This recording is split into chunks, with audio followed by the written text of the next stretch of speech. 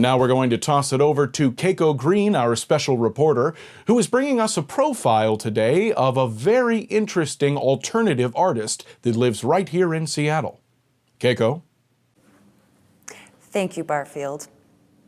Unless you've been living under a rock, you've probably heard of Tokyo Sex Whale, the groundbreaking experimental artist often compared to Banksy, who works in a very unique medium, Amazon reviews.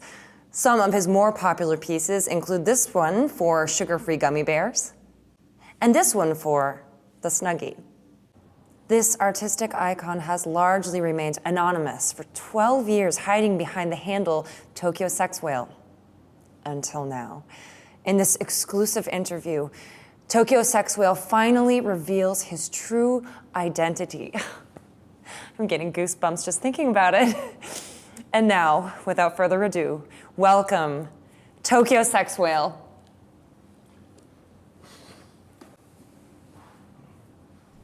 Thank you so much for having me, Keiko. It's a real pleasure to be here and finally get an opportunity to share who I am. I'm so sorry.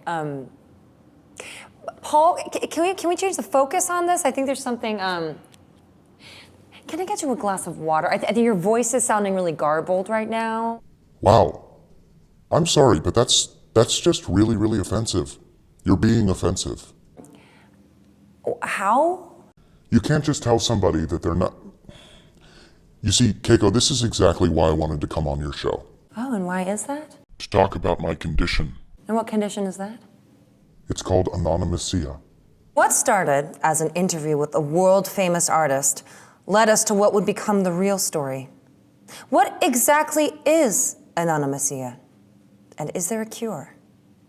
Tokyo Sex Whale, aka Brian Fickledick, was born anonymous. His parents noticed the trait very early on. But for Brian, it wasn't until his first day of school that he realized how different he was from the other children.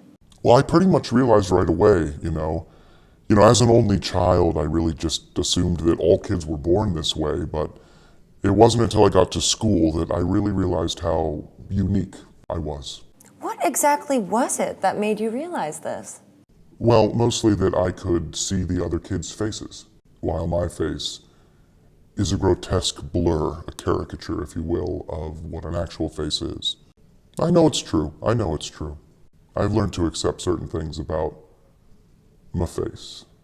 What difficulties do you face due to your disorder? First of all, I prefer to call it a condition rather than a disorder. A disorder suggests that there's something wrong with you.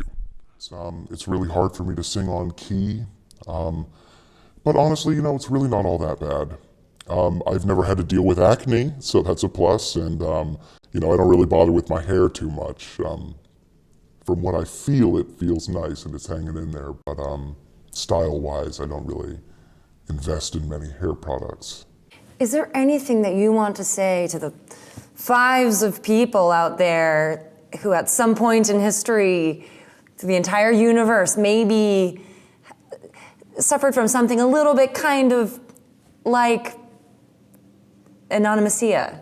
It just feels really nice to have an opportunity to tell my story and really feel like for the first time I'm being heard. And I don't know, it just feels really nice for people to know who I am. Do they, though? Thank you so much for your courage in coming here today and helping us so we can normalize this, whatever this is. Thank you.